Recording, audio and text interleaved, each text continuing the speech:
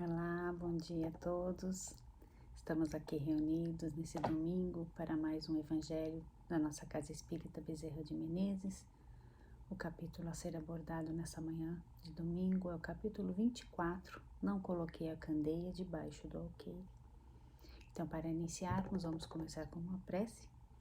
Então, juntos aqui, elevando os nossos pensamentos ao mais alto, pedindo a proteção da espiritualidade, para que nesses instantes envolva todos nós uma sensação de paz, de tranquilidade, aquietando os nossos corações, para nesses instantes absorvermos todos os ensinamentos desse capítulo, para que juntos possamos refletir um pouco mais sobre os ensinamentos do nosso Mestre Jesus. Pedimos as bênçãos de Deus nosso Pai, a proteção do nosso Mestre Jesus e o amparo de toda a espiritualidade e toda a equipe dessa nossa casa Bezerra de Menezes. Que assim seja. Okay. Então, para iniciarmos, não coloquei a candeia debaixo do alqueire. Então, em Mateus, no capítulo 5, no versículo 15, ele diz que não se acende uma lâmpada para deixá-la sobre o alqueire, e sim sobre um candeeiro, para que ela ilumine a todos que estão na casa. Já em Lucas, ele diz que não há só uma pessoa que, depois de haver acendido uma lâmpada, cubra com uma vasilha ou a coloque sobre a cama. Colocar assim sobre um candeeiro, para que aqueles que entrem vejam a luz, pois não há segredo que não deva ser descoberto, nem nada escondido que não deva ser conhecido e levado a público.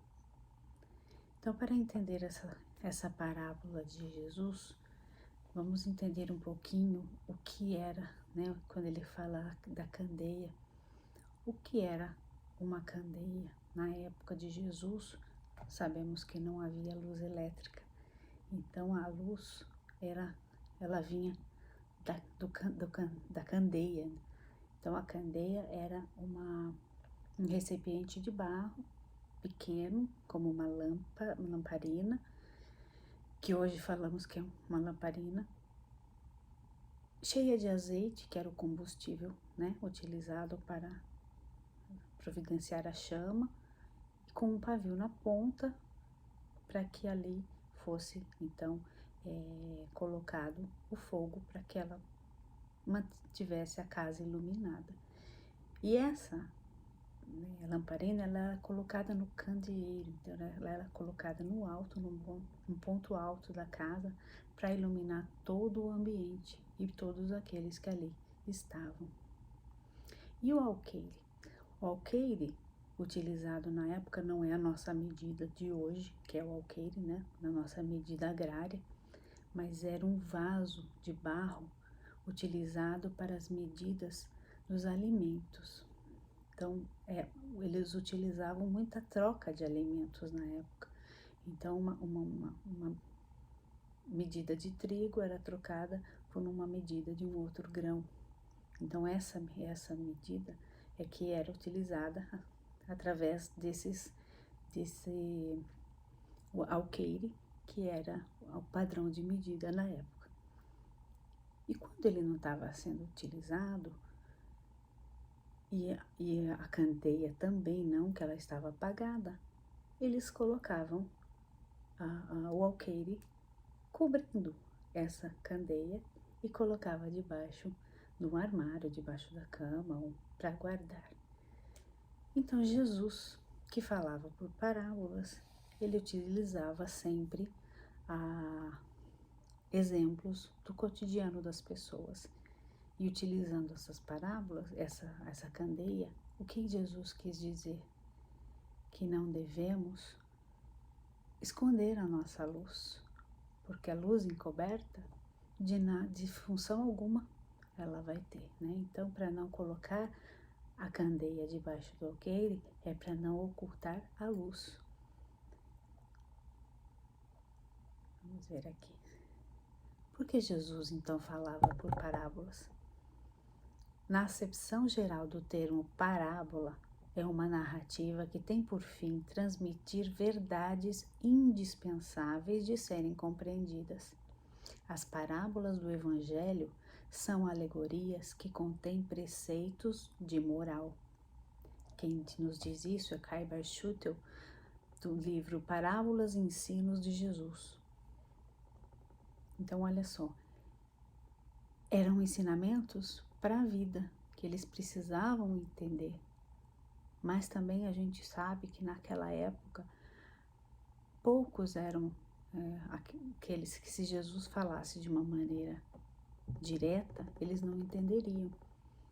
Vamos comparar um pouquinho o povo daquela época ao povo da infância. Eles estavam ainda numa infância, né, do conhecimento, então eles não tinham muito discernimento, o intelecto era bem pouco, eles eram analfabetos, poucos sabiam escrever.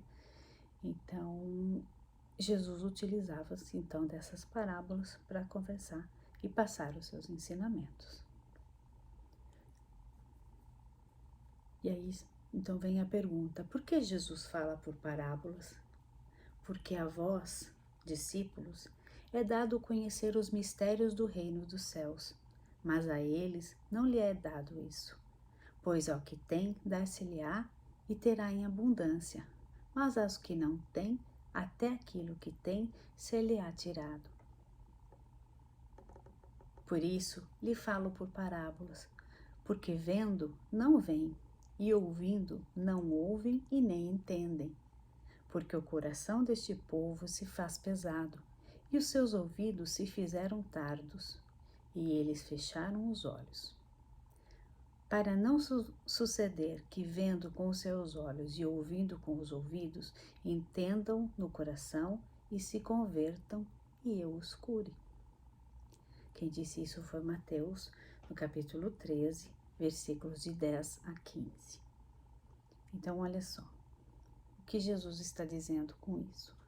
Que aos discípulos já lhe era dado conhecimento, eles já tinham essa semente do Evangelho plantada no coração, então eles já estavam prontos para receber os conhecimentos do Evangelho. Já os demais não tinham esse conhecimento. Então, Jesus não poderia chegar e conversar com os apóstolos da mesma maneira que conversava com o povo. Então ele falava ao povo em parábolas para que eles tivessem a compreensão conforme o adiantamento do Espírito. Aqui no Livro dos Espíritos, na questão 619, Deus deu a todos o conhecimento, Deus deu a todos os homens meios de conhecer sua lei. Todos podem conhecê-la, mas nem todos a compreendem. Os que a compreendem melhor são os homens de bem e os que procuram pesquisá-la. Entretanto, todos a compreenderão um dia, porque é preciso que o progresso se realize. Olha que maravilha! Então, o conhecimento é dado a todos. Todos teremos acesso a esse conhecimento, mas vai precisar de quê? Do nosso esforço, da nossa busca para o nosso aprimoramento moral, para o nosso conhecimento. O desenvolvimento do intelecto faz com que nós busquemos mais conhecimento e tenhamos mais discernimento quanto às verdades nos chegam. Então a questão é que todos podem conhecê-la, mas nem todos a compreenderão, porque cada um de nós está num estado evolutivo diferente. Cada um de nós galgou conquistas em determinados pontos das nossas vidas em diferentes momentos. Então a gente precisa entender que nós estamos em diferentes elevações, buscando, todos chegaremos lá, buscando essa compreensão através do quê? Do estudo, da busca do conhecimento, do discernimento, da nossa fé raciocinada, que é o que a nossa doutrina nos pede, que tenhamos essa fé raciocinada, né? Para que pouco a pouco quando as verdades forem chegando, nós tenhamos condições. As parábolas são sementes que aos poucos iriam frutificar, como vem frutificando. Então, o que são as parábolas? Elas eram jogadas e conforme a capacidade de cada um, eles iam assimilando e iam frutificando, né? Então, uma parábola, ela é atemporal. Ela serviu lá naquela época, como ela serve hoje pra gente, né? Se analisarmos essa parábola do Cristo hoje, não colocar a candeia debaixo do alqueire nada mais é do que apagar a nossa luz, né? O que ele nos pede é isso: não apague a sua luz, acenda a sua luz para que essa luz possa iluminar a outros também. Então nós somos centelhas divinas, nós somos a luz do mundo, nós somos o sal da terra e precisamos entender isso para que essa luz se propague cada vez mais, e é a luz do conhecimento. A escuridão de hoje, que Jesus nos mostra nessa parábola, é a nossa ignorância. Quando buscamos o conhecimento, como já nos preparamos para a compreensão dos seus ensinamentos, aí vamos entender, vamos sair da escuridão da ignorância e vamos já buscar a luz do conhecimento. No Livro dos Espíritos, na questão 627, uma vez que Jesus ensinou as verdadeiras leis de Deus, qual é a utilidade do ensinamento dado pelos Espíritos? Terão a nos ensinar alguma coisa a mais? E a resposta vem: porque a verdade nem sempre foi colocada ao alcance de todos. É preciso que cada coisa venha ao seu tempo. A verdade é como a luz.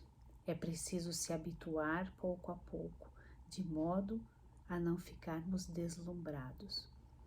Então, o que a gente precisa compreender nessa fala, nessa pergunta, né? 627. As verdades vão chegando conforme a evolução do espírito, conforme a capacidade de assimilação que temos. Então ela chega e ela vai, e a gente é como uma luz, né? Que de repente a gente está numa escuridão e aí se acende um holofote na nossa frente. O que acontece? No primeiro momento a gente se cega. Por quê? Porque a luz é tão forte e ela vai. No primeiro momento ficamos aturdidos com tanta luz, mas aos poucos vamos nos acostumando, vamos nos adaptando, e assim é com as verdades do Cristo. Passamos pelo primeiro momento pelo conhecimento, ouvimos, mas ainda não conseguimos assimilar. Numa outra oportunidade, ela nos chega, já conseguimos ter uma ideia do que a mensagem está passando, mas ainda não conseguimos colocar em nossas vidas. Até que um dia temos esse despertar, essa verdade nos toca, porque já amadurecemos, o espírito já amadureceu e está pronto para essa compreensão. Por isso que precisamos respeitar a individualidade e o momento de cada um, porque cada um tem o seu momento de despertar. Todos, como disse, todos chegaremos lá, mas temos que respeitar o momento do outro. Condição indispensável para nos ser dado e possuirmos em abundância é nós termos o quê? Algum princípio de entendimento, preocupação com as coisas do espírito e não com as meras formalidades do mundo, e boa vontade para a boa nova. Então, a gente já está predisposto. Quando já estamos predispostos a assimilar o conhecimento do Cristo, aí sim,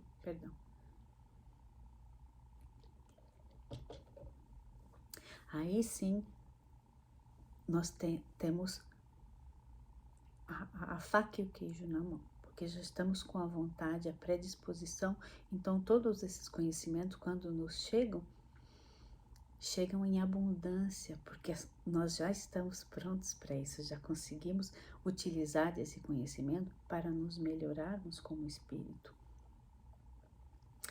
O Caibar Schutel ainda segue dizendo: se os evangelhos fossem um amontoado de alegorias sem significação espiritual, nenhum valor teriam.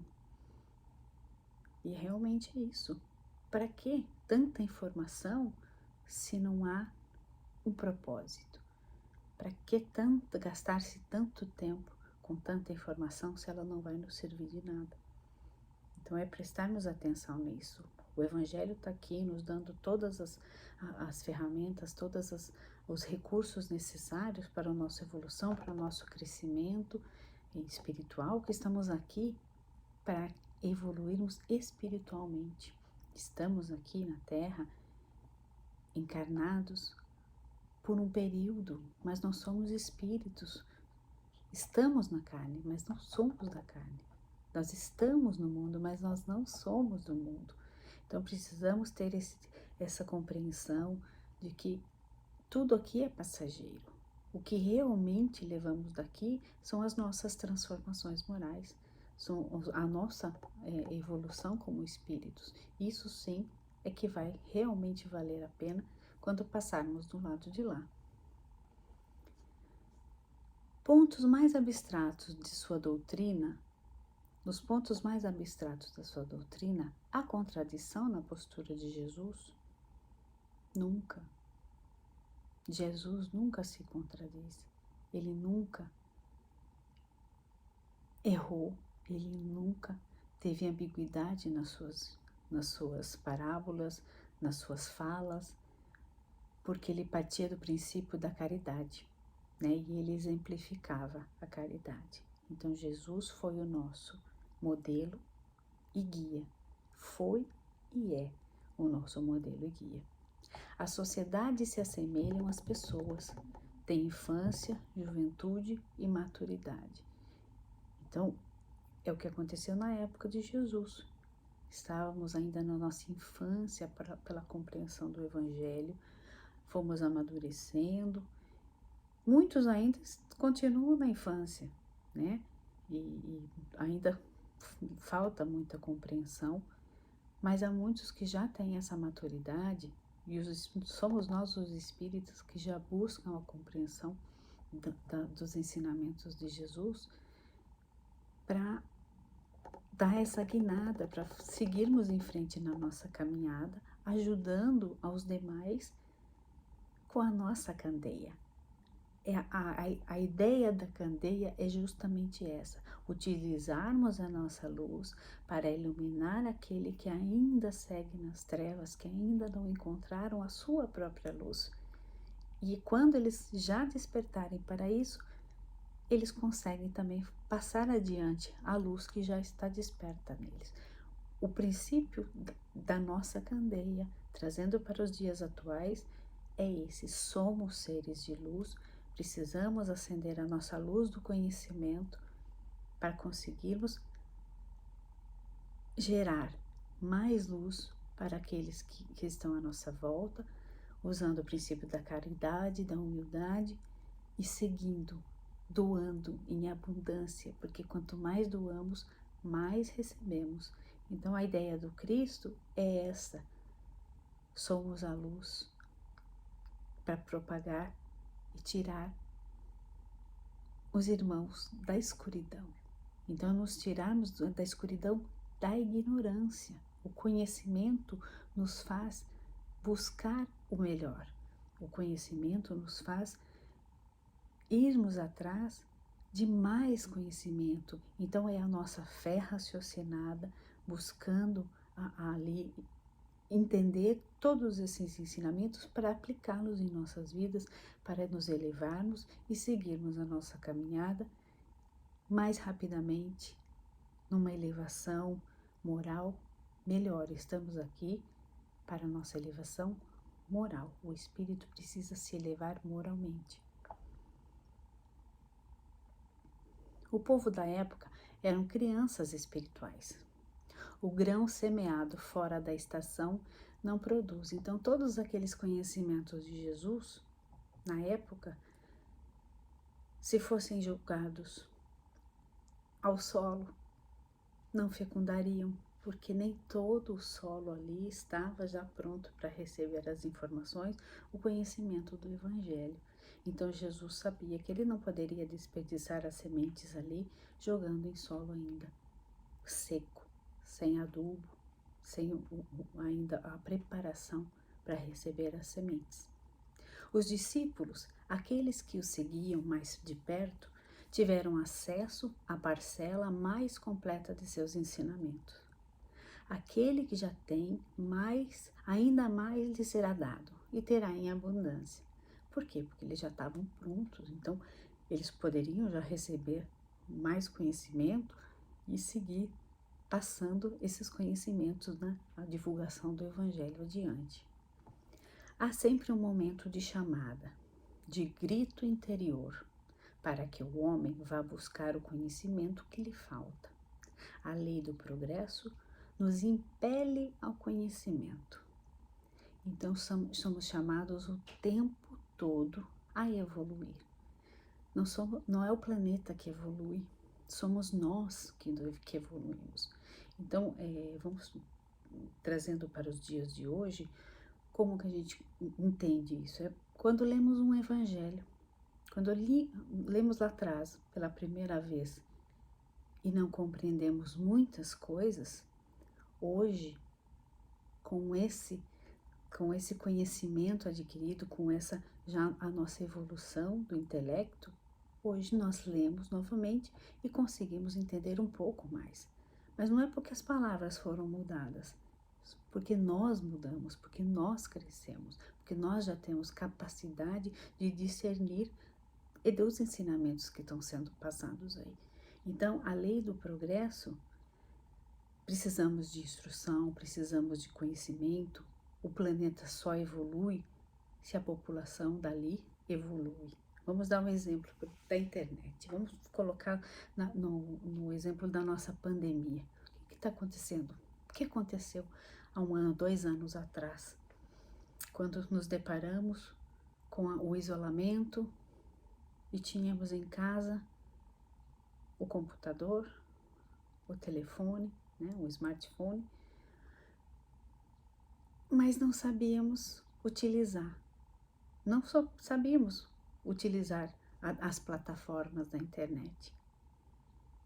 Hoje, fomos obrigados a aprender a utilizar essa plataforma para nos comunicar, porque houve um isolamento e necessitávamos, imagine a nossa vida sem essas plataformas de hoje,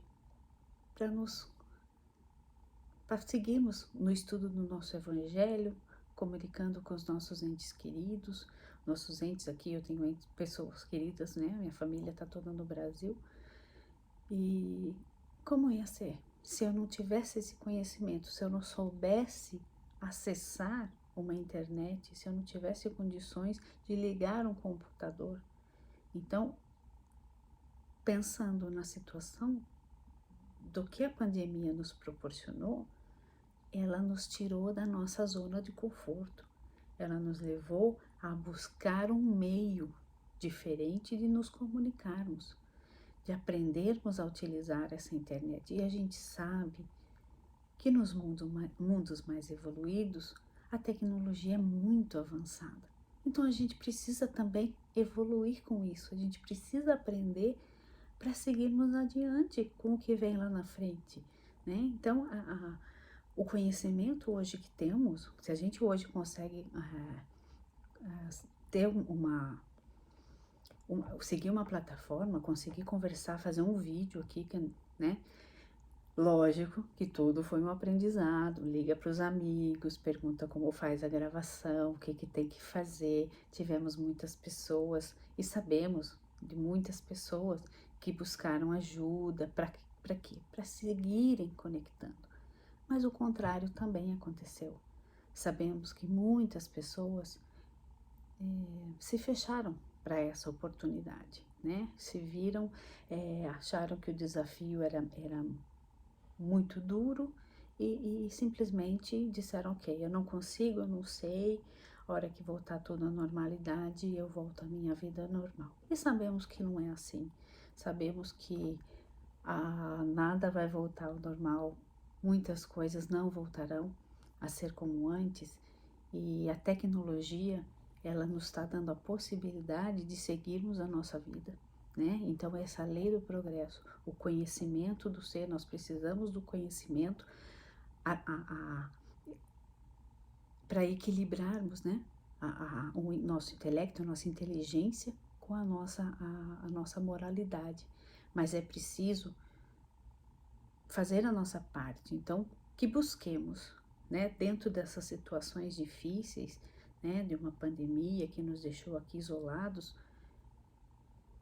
nos deu a oportunidade de buscarmos outros recursos. E estamos aqui hoje utilizando desses recursos, cada um no seu ritmo, dá um certo receio ficar falando de frente para uma câmera, mas é assim e temos que nos adaptar, porque o progresso segue, nós não podemos ficar estagnados, né?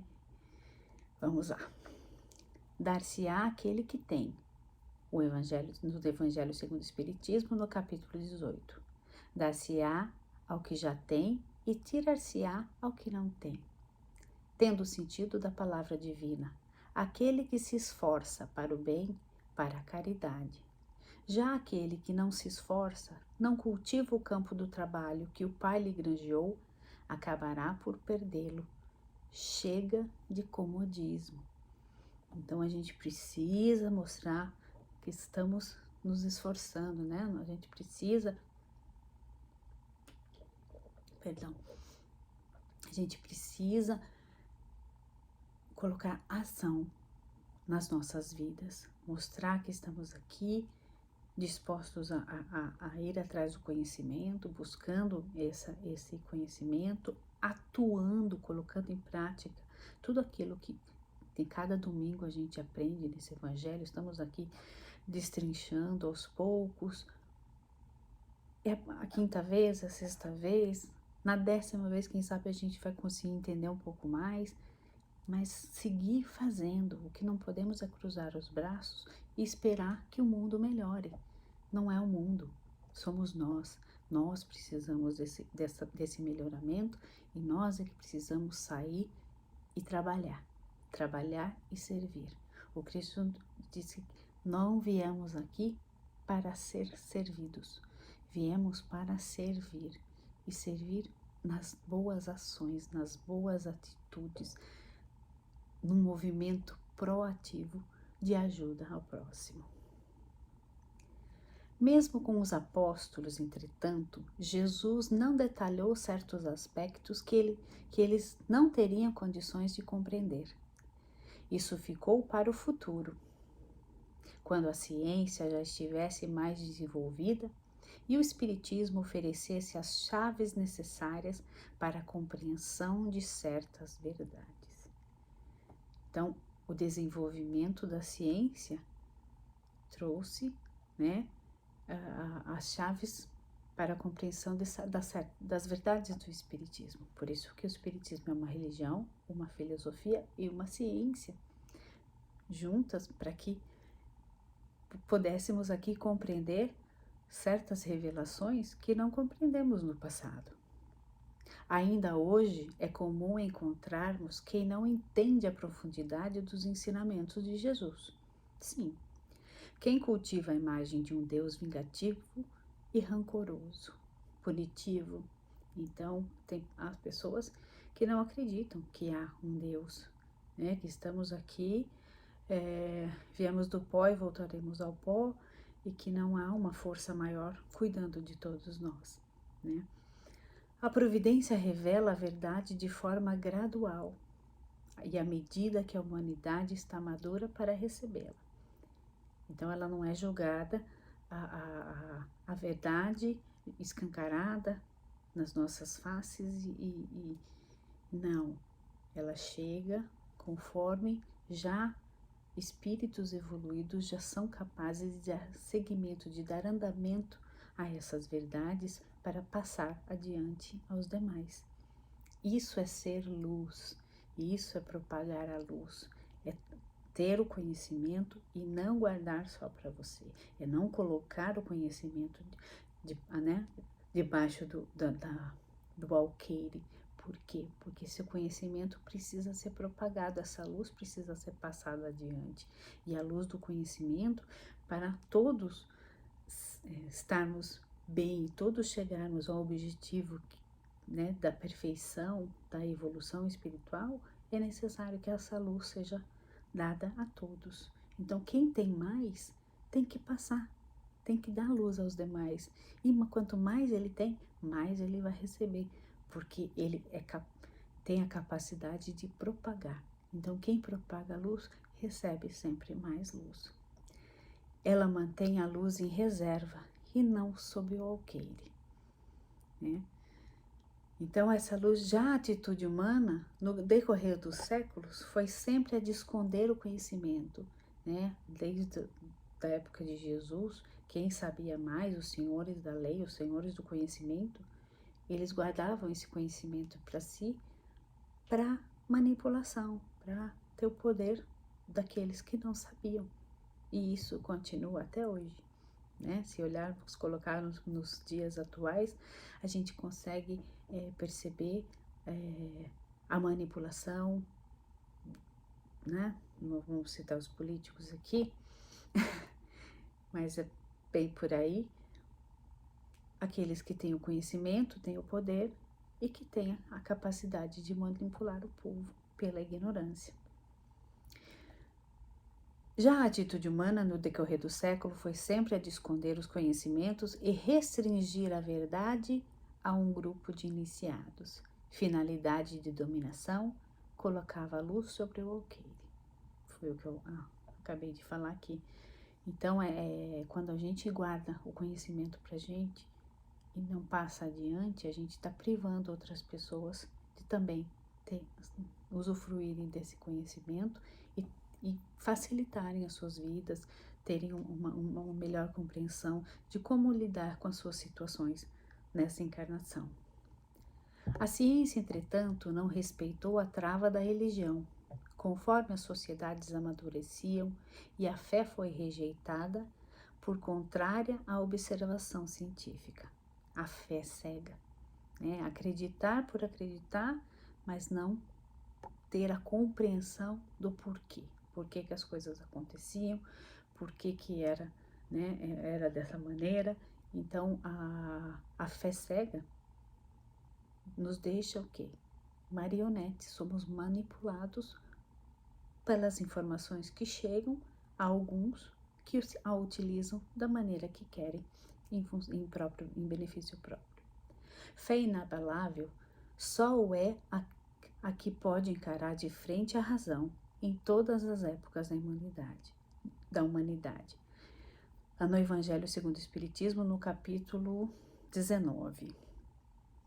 Fé inabalável só o é a que pode encarar de frente a razão em todas as épocas da humanidade. Jesus deixou muito claro que não há segredo que não deva ser revelado, e a seu tempo tudo será comum, na proporção do nosso avanço, ainda que em mundos mais avançados. Então imagina, no mundo primitivo, o conhecimento de Jesus, de Deus, né? Jesus, né? O conhecimento de Deus, eles achavam que era o Deus da natureza, né? Os deuses eram os mais variados. Já no nosso mundo de provas e expiações, que já temos um intelecto mais avançado, né, mais evoluído, nós já temos essa capacidade de discernir, né? Então a gente recebe as informações porque já temos a capacidade de recebê-las. Então os segredos serão revelados, queiramos ou não, eles nos chegarão. mas chegarão quando já estivermos preparados para entender e utilizar dessas verdades para tirarmos proveito de tudo isso. Jesus falou para os milênios, não só para a sua época, por isso também as parábolas. Então, as parábolas, apesar de terem sido da época, né, de Jesus, elas nos servem até hoje. Todos os domingos estamos falando um pouquinho de diferentes parábolas que Jesus nos deixou, tentando entendê-las. E vamos passar ainda muito tempo ainda tentando entendê-la a cada leitura, a cada explicação, para que uma hora nós vamos assimilar por inteiro. Mas para isso acontecer, precisamos também buscar mais conhecimento, e leituras edificantes, nos buscar melhorar o nosso intelecto, as nossas ações e aplicá-las. Cada vez que temos acesso a um conhecimento novo, precisamos aplicá-los nas nossas vidas, porque senão a transformação não vai acontecer, vai ser um ensinamento perdido. Necessidade do Consolador para explicar tudo o que naquele momento histórico não podia ainda ser compreendido. O Consolador prometido, o nosso Evangelho, ele chegou para quê? Para nos aclarar das falas de Jesus na época, de tudo que naquele tempo não podia ser dito e que chega hoje, né, num banquete de conhecimento, num banquete de explicações para nos facilitar essa evolução, para nos mostrar o caminho, né, que vai nos levar até o Pai. O Consolador explica tudo, cada página, cada versículo, cada capítulo desse Evangelho nos dá todas as ferramentas, nos dá tudo o que precisamos para nos entender, para compreendermos a nossa vinda aqui, a nossa encarnação, as situações, as aflições, as dores, tudo o que passamos hoje, o nosso Evangelho nos explica. Mas poucas são as vezes em que abrimos o Evangelho e vamos ali tentar buscar nele as respostas. É muito mais fácil jogar a culpa em Deus, é muito mais fácil jogar a culpa no outro, pelos nossos sofrimentos, pelas nossas dores, pelas situações que estamos passando em nossas vidas. Poucos somos os que paramos e refletimos e entendemos que hoje estamos colhendo aquilo que plantamos lá atrás e que a colheita de hoje também vai ser a responsável para minha encarnação na minha próxima vida, né? E para pensarmos também o que eu estou fazendo hoje, já que já estamos num processo de regeneração, dessa transição, né, para o mundo de regeneração, pensar a respeito se vamos poder estar aqui nesse mundo ou vamos ser exilados da Terra, né? Se vamos sair daqui para voltarmos para um planeta primitivo, de provas e expiações, que teremos que sair daqui, porque já vai ser um planeta de regeneração. Então, tem muito a se pensar, tem muito que analisar como estamos hoje, como estamos aceitando as verdades do Cristo, como estamos aplicando todas elas em nossas vidas, se já estamos assimilando, né? O Espiritismo tem um papel de lançar luz sobre uma infinidade de pontos obscuros, mas o faz de maneira prudente, gradual. O futuro nos reserva novas revelações para a humanidade, quando a humanidade estiver preparada para entender. Então, as revelações não pararam, elas chegarão conforme a nossa evolução.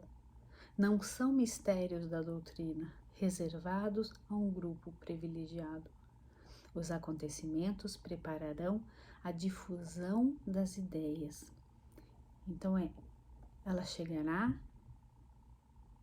de maneira gradual quando já estivermos preparados para recebê-la e seguirmos adiante, evoluindo e aplicando em nossas vidas. Então, o futuro nos reserva novas revelações. As revelações, então, não acabaram porque ainda estamos num estágio muito pequenininho da evolução do ser. Somos espíritos ainda muito endividados, muito ainda crus. Precisamos ainda evoluir moralmente muito ainda. Não sabemos amar, não sabemos ainda perdoar, aceitar as diferenças, aceitar que não somos o centro do mundo, né? Então a gente precisa, estamos longe dessa perfeição, mas precisamos olhar para essas informações que nos chegam e acelerar. Precisamos olhar e falar, não, peraí, eu preciso acender a minha luz, eu preciso o quanto antes me iluminar e para depois poder iluminar os demais. Mas a minha luz precisa ser acesa. Muitas vezes caminhamos, né? Temos pessoas ao nosso lado que são as nossas luzes no início.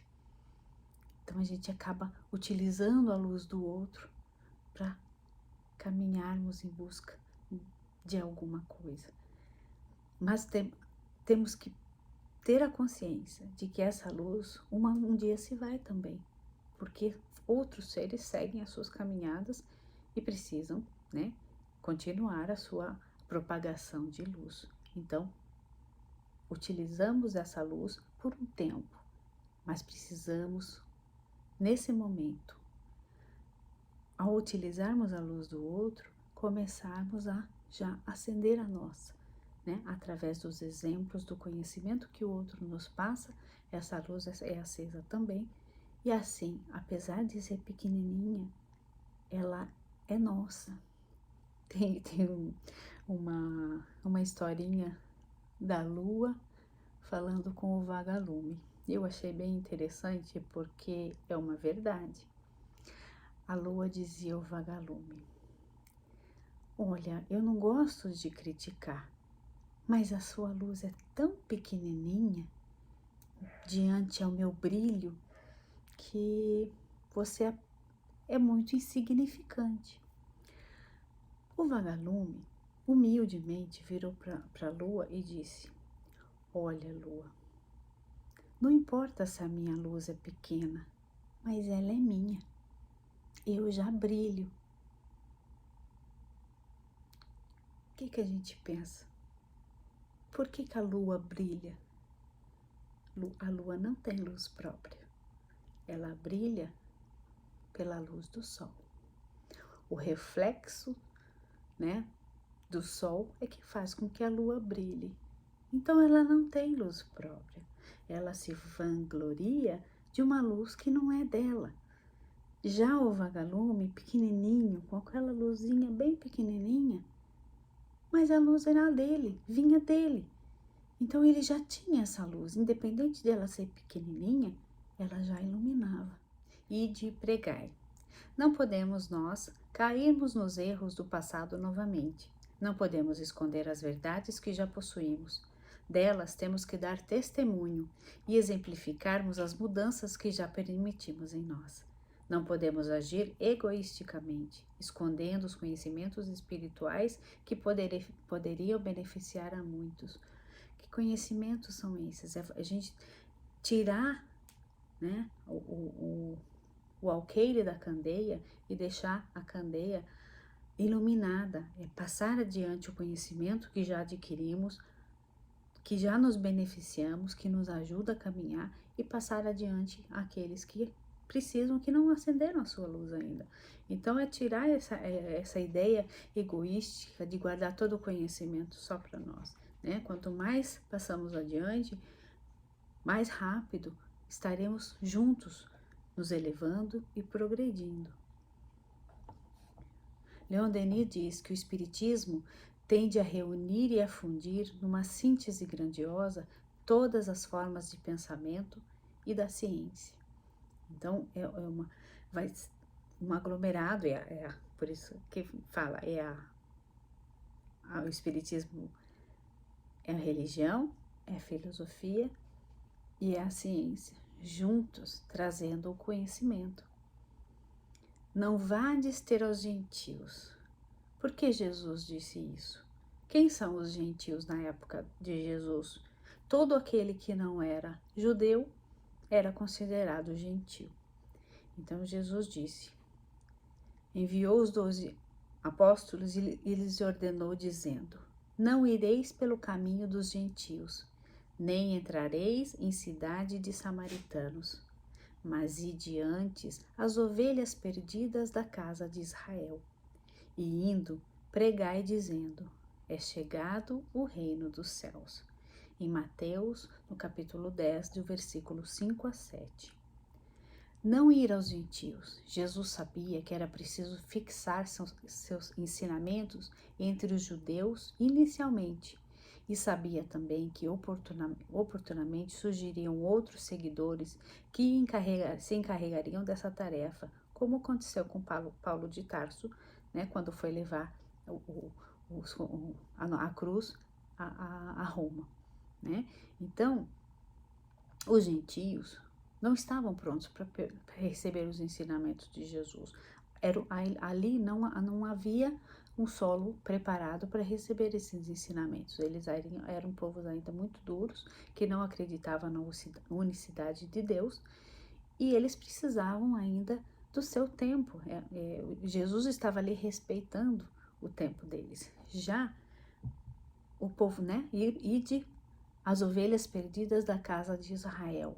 Por quê? Porque esse povo já estava pronto para receber, né, o Messias. Eles já estavam preparados para isso. Eles só precisavam ali receber as sementes para ela germinar e né, crescer e frutificar e dar seus frutos. Então, Jesus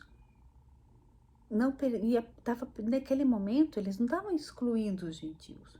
Ele sabia que os gentios iriam receber esses ensinamentos com o tempo, mas não era o tempo certo para eles naquele momento. Kardec diz que o espiritismo não precisa se preocupar em fazer prosélitos entre os seus adversários interesseiros e obstinados. Procure os homens de boa vontade. O tempo se encarregará dos demais. A semente só germina na estação própria. O que Kardec quis dizer? Trazendo para os nossos dias atuais, é a divulgação do Evangelho. A gente pode chegar e conversar com todo mundo, chegar e dizer, não, eu sou espírita, você tem que acreditar na reencarnação, na multiplicidade das vidas. Nem todo mundo está pronto para isso, né? Então, os gentios de hoje são as ideias endurecidas que ainda não aceitam o Deus, o nosso Jesus, a multiplicidade das vidas, das existências, a reencarnação, o espírito. Então, estamos cheios de gentios à nossa volta. Mas precisamos sim nos preocupar com aqueles que nos procuram, com aqueles que já estão prontos para receber as verdades do Cristo hoje. Então, o Espiritismo, né, nós espíritas temos essa responsabilidade, este discernimento de saber em que momento falar ou não falar a respeito da nossa doutrina, porque nem todos já estão prontos para receber ainda nos dias de hoje. Né? Então, é jogar a semente em solo fértil, naquele solo que vai realmente receber esse conhecimento e já fazer bom uso dele. Né? Os sãos não precisam de médico. E aconteceu que, estando nele em casa, sentado à mesa, chegaram muitos publicanos e pecadores, e sentaram-se juntamente com Jesus e seus discípulos. E os fariseus, vendo isso, disseram aos seus discípulos: por que come o vosso mestre com os publicanos e pecadores?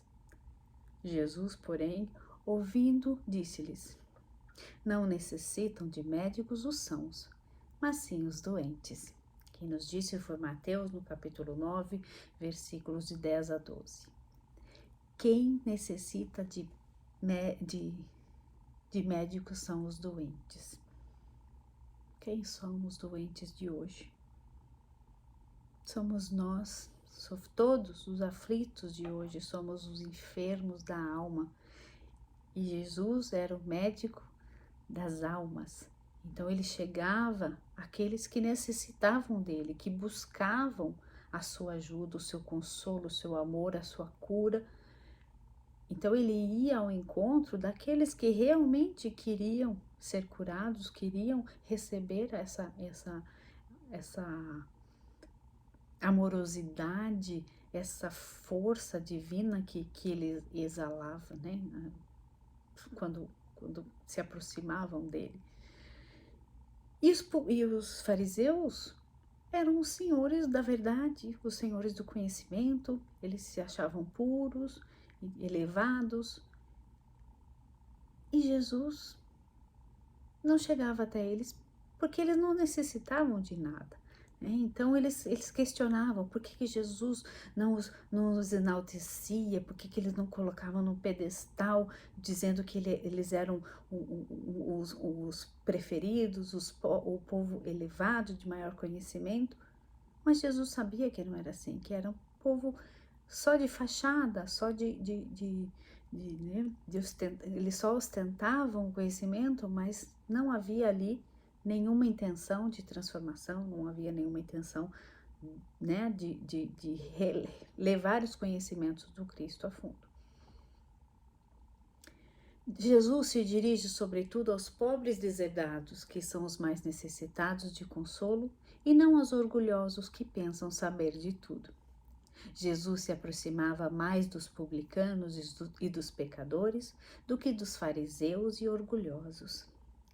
Muitos dos que aparentam muitas virtudes são, na verdade, falsos e hipócritas. A verdade de melhorar é a luz que se acende na alma cansada do erro. Então, aqueles seres que se aproximavam de Jesus porque já estavam cansados do sofrimento, cansados de seguir errando, não vendo nenhuma luz do futuro, eles buscavam Jesus para ampará-los. Então esses sim eram os verdadeiros espíritos que buscavam a consolação. Jesus demonstra a obrigação de agirmos com caridade para com o nosso semelhante, que passa por uma situação mais difícil que a nossa. Então, ele nos faz, através do seu exemplo, sempre exemplificando, né, nas suas ações, mostrando que nós precisamos agir da mesma maneira, né? A gente sempre perguntando, como é que eu sei que eu estou fazendo a coisa certa ou errada? É fazer aquela pergunta simples: o que Jesus faria nessa situação? E aí nós vamos já obter a nossa resposta e saber o que a gente precisa ainda fazer, né? Então é olhar para o próximo com caridade, com amorosidade, com empatia, tentando, né, entender, amenizar a dor, seja com uma palavra, com um gesto, com um abraço, uma ajuda monetária, a princípio. O que não podemos fazer nunca é virarmos as costas para esses seres que cruzam as nossas vidas a todo momento, porque essas são as nossas oportunidades de melhora, de crescimento, e está ali a oportunidade de colocarmos já em prática os ensinamentos do Mestre. Críticas ao Espiritismo. Surpreende-se que a mediunidade seja dada aos indignos de a possuírem. As faculdades são dadas ao homem para que este, usando o seu livre-arbítrio, decida como usá-las. A mediunidade não garante acesso direto aos espíritos superiores, mas aquele que se dispuser a praticá-la com desinteresse e no intuito do exercício da caridade, da caridade, dela estará fazendo bom uso. Então, é utilizar, né, desses conhecimentos, dessa faculdade que muitos de nós temos para o bem, fazer uso dessa faculdade em benefício do outro, não em nosso benefício, tirando proveito né, dessa oportunidade, porque a gente sabe muitas vezes, né, na maioria das vezes, que a mediunidade é um compromisso assumido lá do outro lado para nos redimirmos aqui. Então, a gente fala, eu sou médium, eu posso conversar com os espíritos. Peraí, isso é uma faculdade dada porque você se comprometeu lá atrás a fazer uma coisa, ao praticar o bem, a utilizar desses conhecimentos que chegam até você, essa possibilidade da comunicação, para justamente ajudar aquele que precisa. Então, se a gente faz mau uso dela, né, sabemos que esse mau uso acarretará débitos ainda maiores lá na frente, né? Então a gente sabe que se for mal utilizada, se não for para a caridade, para o bem de muitos e não só para o nosso, a gente sabe que a gente está desperdiçando uma oportunidade. A coragem da fé. Portanto, qualquer que me confessar diante dos homens, eu o confessarei diante de meu Pai que estás no céu. Mas qualquer que me negar diante dos homens, eu o negarei também diante de meu Pai que estás no céu. Quem disse foi Mateus. Porque qualquer que de mim e das minhas palavras se envergonhar, dele se envergonhará o Filho do Homem, quando vier na sua glória e na do Pai e a dos santos anjos. Quem disse foi Lucas, no capítulo 9, no versículo 26. Somos discípulos do Cristo. Não podemos ter vergonha de falar do Cristo. Precisamos abraçar esse conhecimento, já abraçar toda essa situação, essa oportunidade que já temos e propagar o nome do Cristo, para que todos tenham acesso. O verdadeiro discípulo da verdade é aquele que procura viver conforme os ensinamentos. Então, é vivenciar os ensinamentos do Cristo, passando e sermos exemplos para os demais. E não ter medo de dar o testemunho da sua fé diante dos homens. Falar do Cristo, vivenciar, sentir, dizer o quanto os seus ensinamentos já nos transformaram, quanto já podemos galgar desses ensinamentos, quanto já podemos fazer uso para o nosso bem e para o bem dos demais. E propagar por meio de palavras e, sobretudo, pelas nossas atitudes. Então, se reconhece o verdadeiro espírita pelas suas ações no bem, pela sua atitude. Então, não adianta nada conhecermos do Evangelho, lermos o Pentateuco, lermos todos os livros, né, que nos ajudam, que nos dá o subterfúgio para outras, seguindo o conhecimento do Evangelho, se não os aplicarmos na nossa vida. Temos o conhecimento, mas não fazemos uso dele, é conhecimento perdido, é morto. Né? Então, não, de nada vale a gente ter todo esse conhecimento e não aplicarmos na nossa vida. Aqueles que por interesse tiverem medo de se confessar, discípulos da verdade, não são dignos do reino da verdade. Então, a gente tem coragem de falar que é espírita, a gente tem coragem de falar que é seguidora do Cristo, que já aceita as ideias e tenta colocá-las em ação. defendemos o Cristo em conversas que temos ou simplesmente nos calamos quando nos deparamos com situações em que nos constrangem, que é melhor ficar calado, senão vamos ser olhados, né, discriminados ou separados de um grupo que a gente gosta de estar, mas que se a gente falar que é espírita, as pessoas já vão ficar meio assim com os pés, né, um pé atrás. Então é isso, é a coragem de já assimilar, de dizer: eu sou cristã, eu sou uma discípula do Cristo, eu tento aplicar na minha vida as verdades que Ele nos trouxe e que pouco a pouco, com a minha boa vontade, com a minha perseverança, eu vou conseguir galgar ainda mais esses conhecimentos. A luz que uma vez acesa é posta sob o alqueire é como o sal que não é usado para dar sabor.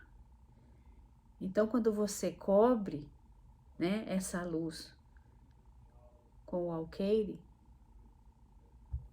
ela não vai servir de nada.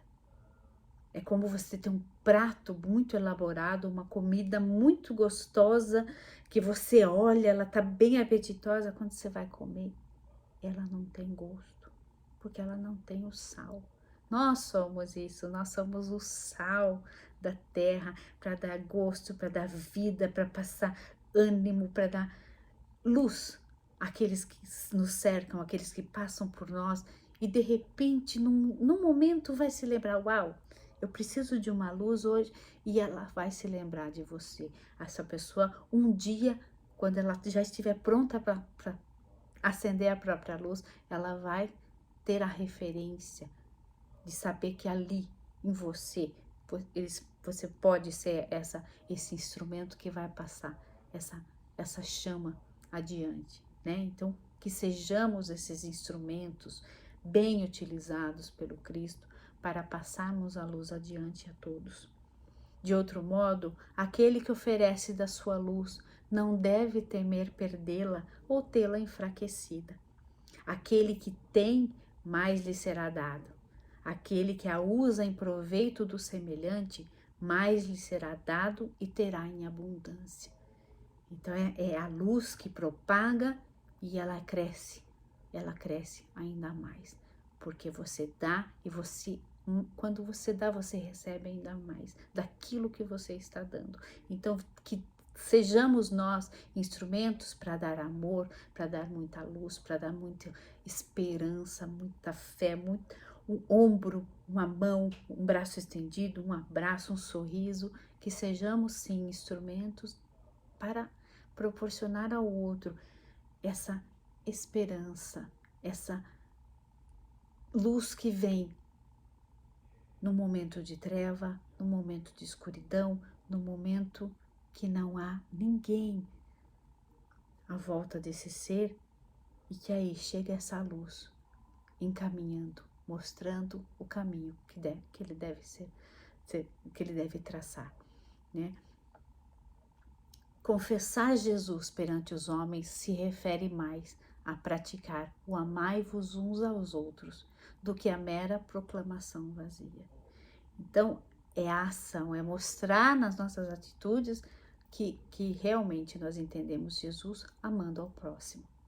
Semearmos na terra o que colheremos na vida espiritual, os frutos da nossa coragem ou da nossa fraqueza, que foi o exemplo de Bezerra de Menezes, né? A coragem de seguir em frente nos percalços da vida, mediante as nossas aflições, mas seguir sempre, confiando na certeza de que a nossa felicidade não é desse mundo, que vamos colher lá do outro lado o que a gente está plantando aqui.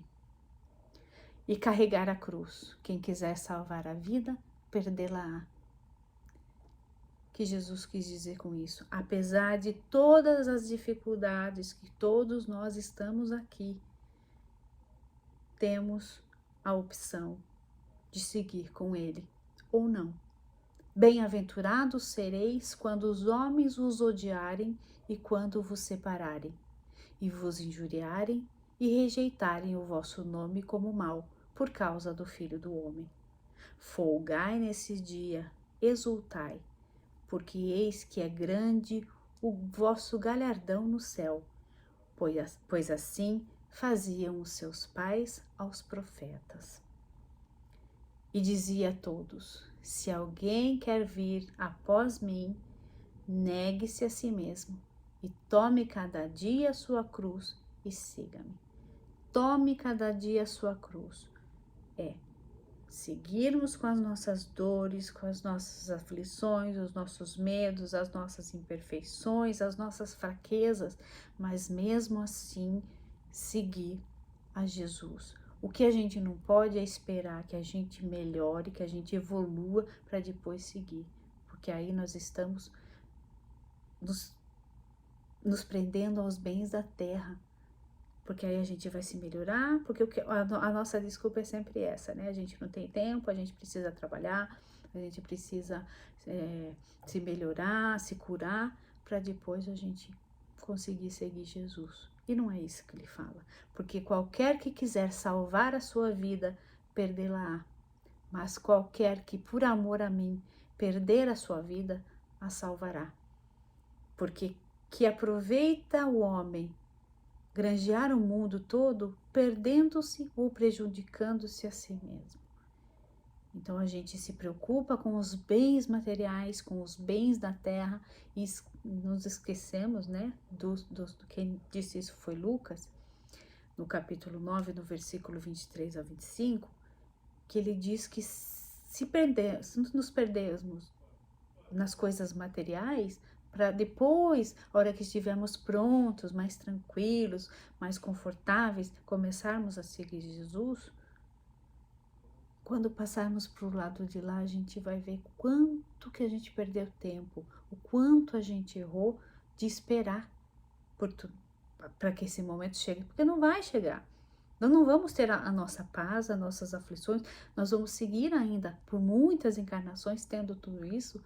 E se for esperar que tudo isso passe para que a gente consiga, né, falar, ok, agora eu estou tranquilo, eu vou seguir Jesus, isso não vai acontecer. Então é carregarmos a nossa cruz e com todas as nossas imperfeições, com tudo que temos e seguirmos a Ele, levando e confiando sempre. Porque quando a gente faz isso, o nosso fardo fica leve. O jugo fica leve, porque a gente está já assimilando esse conhecimento e já aceitando o Cristo em nossas vidas. E quem não toma a sua cruz e não segue após mim, não é digno de mim. Quem achar a sua vida, perdê-la-á. E quem perder a sua vida por amor a mim, achá-la-á. Também disse Mateus. E tem outra, né? Tem no Evangelho de Lucas, de Mateus, de João, né? Com diferentes palavras. E no de Marcos aqui também. Mas eu não vou ler todas, que é muita coisa. Então vamos lá. Quais são os nossos desafios? Eu sei que passei um pouquinho da hora, mas é só para finalizar aqui. Desafios evolutivos. Carregar a sua cruz. Quem quiser salvar a vida, perderá. Nossa cruz, o que ela representa? As nossas dificuldades, os obstáculos da nossa vida presente, as consequências dos nossos erros do passado. São também nossas esperanças de libertação.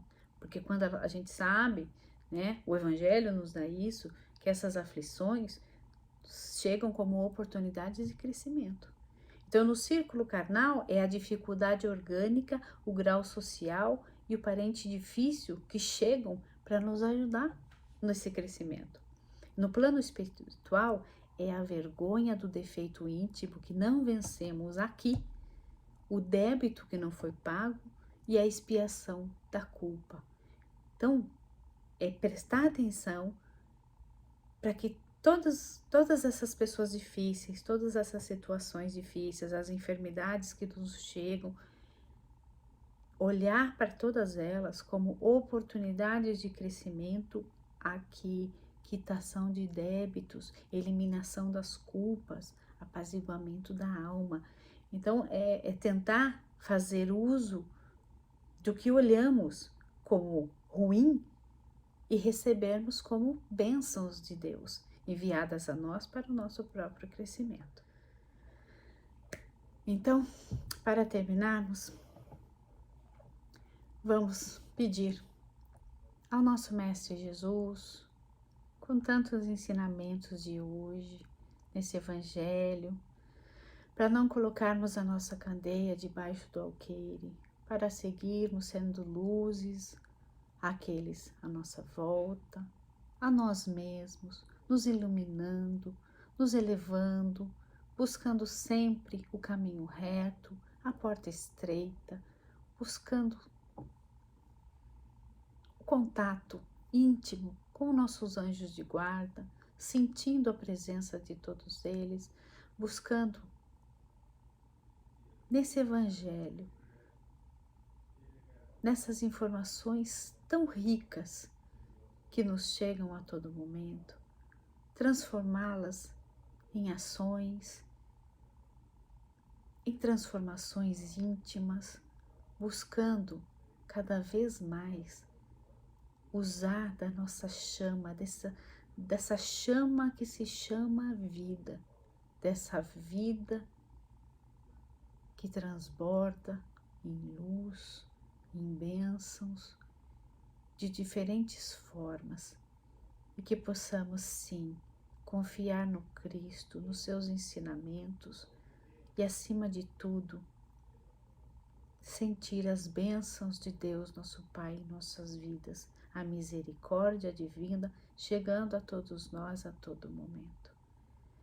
Que tenhamos um domingo de paz e uma semana abençoada. Que assim seja.